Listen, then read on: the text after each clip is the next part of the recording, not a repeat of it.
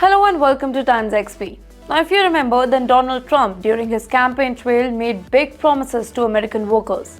We will build American, buy American, and hire American. It was a clear message that he would prioritize American jobs and workers over everything else. But you know what? Here's where the story takes an interesting turn.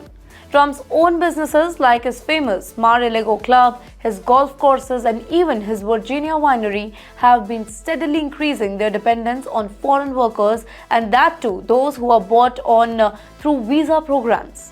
In fact, in 2024 alone, Trump's company received approval to hire 209 foreign guest workers, and that is almost double the number his businesses hired about a decade ago. Now, these workers fill roles like housekeepers, cooks, bartenders, and servers, jobs that are seasonal in nature.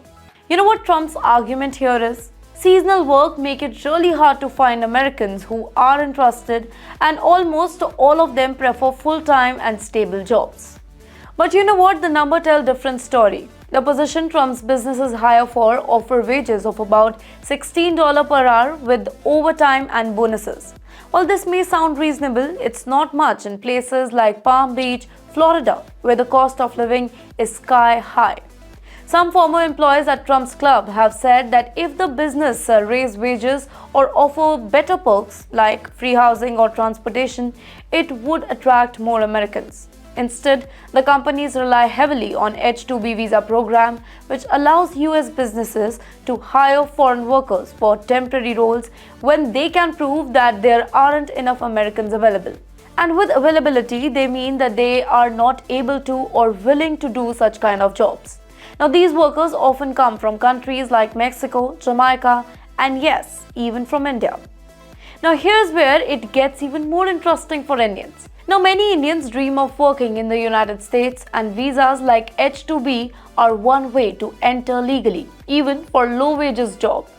While Indians are known for dominating the H-1B visa program, which is for highly skilled professionals, the H-2B visa highlights a different side of the workforce. Indians, like other workers from other countries, are increasingly being hired for roles that Americans often don't want to, particularly in the industries like hospitality and agriculture. It's a trend we have seen globally, where it's Indians going to the Middle East for construction jobs, Canada for labor roles, or the United States for seasonal work. However, these jobs come with their own challenges: low wages, temporary contract, and difficult working conditions that may not match the expectations of many workers. Now, the political side of this issue also brings up a lot of complication. Trump supporters often initiate the Project 2025, and they have called for a rollback of visa programs like H-2B. The idea is that hiring foreign workers undercuts the bargaining power of American workers and make businesses less creative in attracting the locals. Yet, Trump's own businesses continue to rely on these visa programs. It raises an important question. Is it hypocrisy or is it just business reality? Even during Trump's first term as a president, while he focused heavily on reducing undocumented immigrants, his administration also increased the number of H-2B visa for seasonal work, showing how deeply businesses rely on foreign labor. If we see it from Indian perspective, now this topic has raises many thoughts. On one hand, programs like H-2B offers an opportunity for Indians and others to work abroad legally. But on the other hand, they reflect a global pattern where foreign workers fill the gap that locals do avoid. The hospitality industry, specifically in places like Florida, faces a high demand for workers during peak season, specifically when tourists and snowbirds, people who travel south during the winters, create a massive economic boom. Meantime, employers argue that there simply aren't enough Americans available or willing to take on these temporary jobs. Some experts believe that this issue could be solved if businesses offer better wages or benefits to attract Americans to seasonal jobs. Let me give you an example.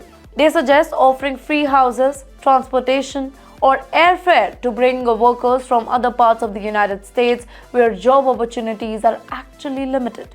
Now, this way, instead of relying on the guest workers, businesses could create a system where locals fill these kind of roles. But so far, businesses, including Trump's, have continued to choose the foreign workers because it's often easier and cheaper.